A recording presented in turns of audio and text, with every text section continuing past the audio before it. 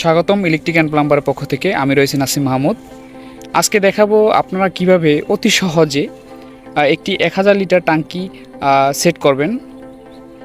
তো এইটা অনেক ভাইয়া আমাকে বলছিলেন যে ভাইয়া আপনি একটা ট্যাঙ্কি সেটিংসের একটা ভিডিও দিন। তো আজকে একটা সিম্পল ট্যাঙ্কি সেটিংসের ভিডিও আপনাদেরকে দেখাবো, যার দ্বারা আপনারা সব ধরনের ট্যাঙ্কি ফিটিংস করতে পারবেন। এইখানে আপনাদেরকে বোঝানোর জন্য আমি কিছু কথা বলতেছি।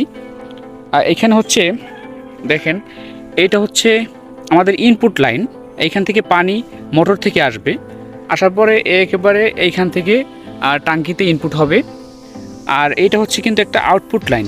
এইখান থেকে বাথরুম, কিচেন রুম, রান্নাঘর সব জায়গায় এইখান থেকে যাবে। আর এইখান থেকে হচ্ছে একটা উজুখানা বানাবে তারা, এর জন্য লাইন রাখা হয়েছে। এটা আপাতত অফ করা হয়েছে চাবি দিয়ে। আর এইখানে হচ্ছে আউটপুট লাইন এইটা। তো আপনাদের মেইন জাংশনটা দেখাবো যেখানে আপনাদের সমস্যা। আর এইটা হচ্ছে একটা ওভারফ্লোট লাইন। এই যে দেখতে পাচ্ছেন, পানি ভর্তি হলে যে পানিটা ওভার হয়ে যাবে, এটা হচ্ছে একটা ওভারফ্লোট লাইন। আর ট্যাঙ্কিটি হচ্ছে 1000 লিটার।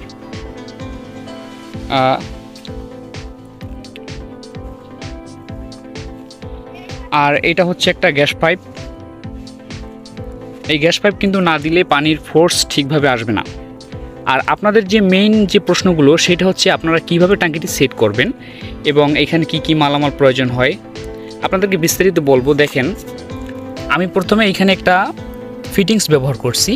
এরপরে 134 একটি টি, আমরা 34 দিয়ে একটি গ্যাস পাইপ উঠালাম এবং 1 ইঞ্চি দিয়ে লাইন করলাম।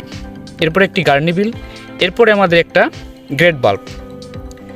অনেকে করেন যে আমি দেখি এই ইউনিয়নটা এই সাইডে দেন আর গ্রেড বাল্বটা এই সাইডে দেন। তো এটা সম্পূর্ণ ভুল কাজ। কারণটা হচ্ছে এই ট্যাঙ্কিতে যদি ময়লা জমে, আমরা এই গ্রেড বাল্বটি এভাবে বন্ধ করে আমরা এখান থেকে খুলে ইউনিয়নটা, এরপরে ট্যাঙ্কিটি পরিষ্কার করতে পারি। সরাসরি পানি আমরা বের করে দিতে পারি। আর যদি এই ইউনিয়নটি এই সাইডে থাকে, তাহলে আমাদের পানি বন্ধ করার কোনো সুযোগ নেই। তো আমরা চাবিটি অন করে দিলাম। আর এখানে হচ্ছে একটা ইউনিয়ন সকেট 1 ইঞ্চি, যার দ্বারা আপনারা এটা লাইনটা ডিসকাস করতে পারবো। এর জন্য ইউনিয়নটি দেওয়া। এখন মেইন বিষয় হচ্ছে, আপনাদের মেইন বিষয়টাই হচ্ছে এইখানে। আমি একটু ধরে রাখি, আপনারা এভাবে দেখেও কাজ করতে পারবেন যে কীভাবে কাজটা করা হয়েছে। আর বিষয়টা হচ্ছে আপনারা এখানে একটু থ্রেড ট্যাপ দিয়ে দিবেন, কারণ এখানে পানি লিক হয় অনেক সময়। আমি ভিতরে থ্রেড ট্যাপ দিয়ে দিছি এরপরেও।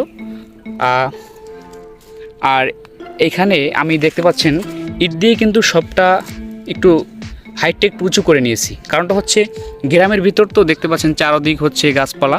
এখানে পাতা যদি পড়ে, তো এই পাতার দ্বারা এটা আটকে যেতে পারে এবং এখানে পাতা পড়লে অনেক ক্ষতি হবে ট্যাঙ্কের নিচে। আর এখানে ট্যাঙ্কের নিচে ইট দিয়ে দিছি, আর নিচে বালু সিমেন্ট দিয়ে একটু হালকা করে ঢালাই করে নেবেন। যার কারণটা হচ্ছে আপনার ছাদটা একটু ভালো থাকবে। আর এখানে লেখাই আছে যে ওভারফ্লোটা ঠিকভাবে দিবেন। যদি পারেন 1 ইঞ্চি দিয়ে দিতে পারেন, আর 34 দিয়ে লাইন উঠাতে পারেন। এটা তো তেমন কোনো কঠিন বিষয় না। আর এখানে আপনারা দেখতে পাচ্ছেন ট্যাঙ্কি ফিটিংস 1000 লিটার হোক, 500 লিটার হোক, 300 লিটার হোক, কোনো ধরনের সমস্যা হলে আমার এখানে হোয়াটসঅ্যাপ, ইমো, ফেসবুক, মেসেঞ্জার সব আছে, আপনারা এখানে নক দিতে পারেন। ধন্যবাদ, ভালো থাকবেন, সুস্থ থাকবেন, খোদা হাফেজ।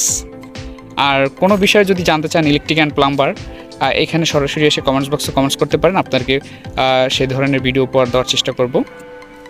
আর এদিকে যে পাইপগুলো নিয়েছি, এগুলো হচ্ছে সার্ভিস, এইখান থেকে আউটপুট হয়েছে। তো এইখানে হচ্ছে মেইন জাংশন।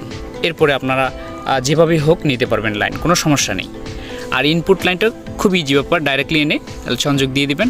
আর ওভারফ্লোট লাইনটাও ডাইরেক্ট সংযোগ দিয়ে দিবেন। এই যে ওভারফ্লোট লাইন।